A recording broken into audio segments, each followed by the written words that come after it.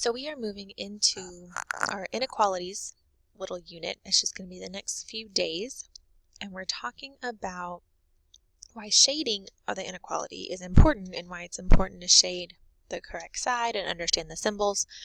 So we're going to use this example of Joey Chestnut, who is an American competitive eater, and on average he can eat 7 hot dogs per minute.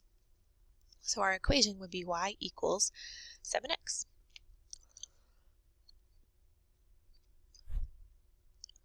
So you have a place to write down that the equation's y equals 7x, x represents the minutes, and y represents the total number of hot dogs he's eaten. You also have this table and this graph already filled in for you. So if he eats 7 per minute, it would be 14 in 2 minutes, 21 in 3 minutes, so on and so forth, 49 in 7 minutes. And so we're going to use these ordered pairs and decide if they are part of the relationship. So, does the ordered pair 963 also fit? Well, if we use our equation y equals 7x, and x is 9, 7 times 9, does that equal 63? And it does. So, 963 does fit the relationship. Then we have the ordered pair 4.5, 40. So we have to see if 40 equals 7 times 4.5. Well, 7 times 4.5 is not 40, so it does not fit the relationship. Does the ordered pair 8, 30 fit the relationship?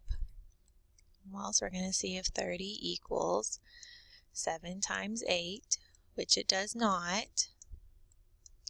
So no, it does not fit the relationship. We can't graph the 830. If we graph 830 on our graph, it's not on the line. If we try to graph 4.5, 40 on the graph, 4.5, 40 on the graph, it's not on the line. So because they're not on the line, because the equation doesn't work, they do not fit the relationship. Only things that are 7 times x equals y fit the relationship.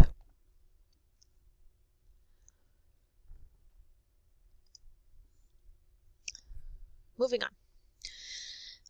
The next part says that in order for Joey to win his next competition, the total number of hot dogs he eats must be more than 7 hot dogs per minute. So we originally had the equation y equals 7x, which is our table in our graph, and now we're looking at the inequality of y has to be more than 7x.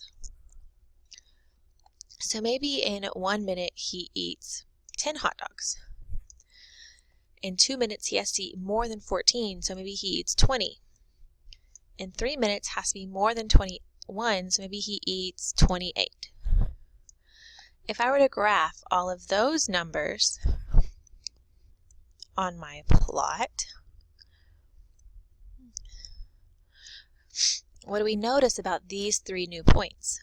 My y is more than 7 times the x, and all of them are above the line. So then we have a few examples. Does the ordered pair 749 fit the relationship? Well, 7 times 7 is 49, so that's not bigger, so that would be a no. 4.5 times 7 .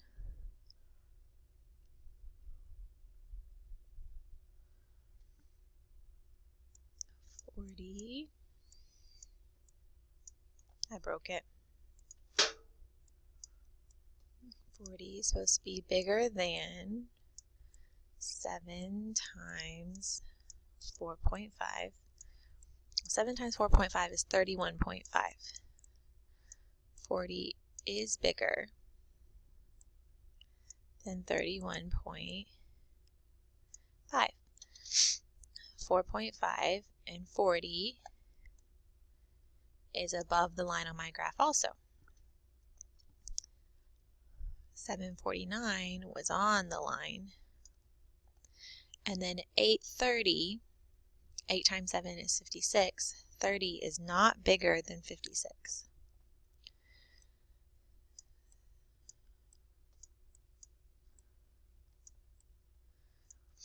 and 830 is below the line. So in this case, only points that are above the line are part of this relationship. So to represent that, we shade in our graph above the line. And then things on the line are not part of the relationship, so we change it to a dashed line. So our line is dashed. We shade above the line. The reason we do this again is because only points that are above the line are part of the relationship. My examples were 1, 10. 10 is more than 7 in 1 minute, so it's above the line and it's part of the relationship. So in that case, he would win. Another example was 4.5 and 40. 4.5 times 40 is 31.5. So if he were to eat 40, that would be more than the 31.5 he's supposed to eat, and so he would be winning. Your last example says that in order for him to lose, the number of hot dogs he would eat has to be less than or equal to 7 hot dogs per minute. So again, my table and my graph show y equals 7x. So for him to lose, he has to eat less than 7 times the number of minutes. So maybe in 1 minute he only eats 3 hot dogs. And in 2 minutes he only eats 10 hot dogs. And in 3 minutes he only eats 18 hot dogs. If I were to graph all of these, 1, 3, 2, 10, 3, 18, all of these are below the line. So when they're below the line, that would be the less than part. Also, if he's eating equal to it, he's going to lose. So 428. If he ate 28 hot dogs in 4 minutes, he would lose. So what we notice is that they're all below the line, and that's part of the relationship. So 749, that's our point that's on the line. That would be less than or equal, so that would be part of the relationship. 4.5 and 40. 4.5 and 40 is above the line. That would not be part of the relationship. 8 and 30 is below the line, so it would be part of the relationship. So in this case, our relationship is everything on the line and everything below the line. So anything in this shaded area, he would lose. And anything that's on the line, he would lose. So when you're graphing a linear inequality with 2 variables, we're about to do these steps and I want you to write them down first. First, we determine the boundary line. The boundary line is our equation. This is like our equation. So we change the inequality to an equation so that we can graph it. I don't know why this is writing so horribly. Then we determine if it's dashed or solid. So remember, if it's less than or greater than, it's just a dashed line because the numbers on these lines are not part of the solution. If it has a line underneath it, less than or equal to or greater than or equal to, it's a solid line because it does include that in the solution. This is kind of like open circles and closed circles, but now we have a closed line and an open line or a dashed line. So then you graph your normal equation using the slope and y-intercept or building a table, and then you determine which region should be shaded by testing an ordered pair. Not by testing an ordered pair. Shaded, yours doesn't say this because I changed it. Determine which region should be shaded using the symbol. Using symbol. And we will do an entire graphic organizer on those symbols in class. Oh, that is so bad. Using the symbol. So we're going to practice. Determine the boundary line. So we change it to we change it to an equation. So we have y equals 2x plus 3. Then determine if it's dashed or solid. Well, because it is greater than or equal to, the line is solid. The points on the line are included, so we're going to draw a solid line. I'm going to graph the solid line. So we use our y-intercept of +3. Our slope is 2x, so that means up 2 over 1. Up 2 over 1, up 2 over 1. And then 2, about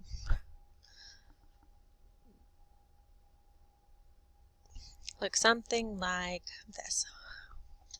So we're graphing it. Then determine which side of the boundary line to shade. So it says y is greater than. So if y is greater than the number, I shade above the line. Above the line. This is above the line. Okay. Next, determine the boundary line. Y equals -4 minus 3x. Dashed or solid? Since the inequality sign is less than, it would be a dashed line. Graph the dashed boundary line. So we will start at the y-intercept of -4. -4. 1, 2, 3, 4. The slope is -3. So 1, 2, 3 over 1. 1, 2, 3 over 1. And then we draw our line.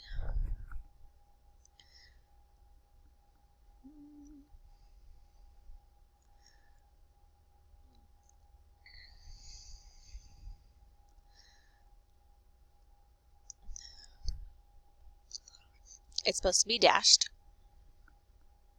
So we draw a dashed line. Man. Undo. Dashed line. Here we go.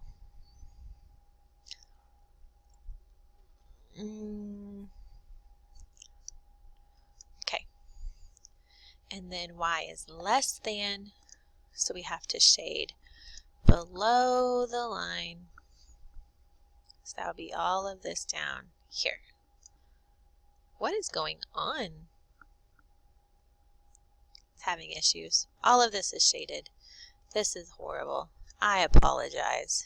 This is awful shading. I'll do better tomorrow. Okay, and that is graphing inequalities. So be sure you do your feedback form, and I'll see you tomorrow.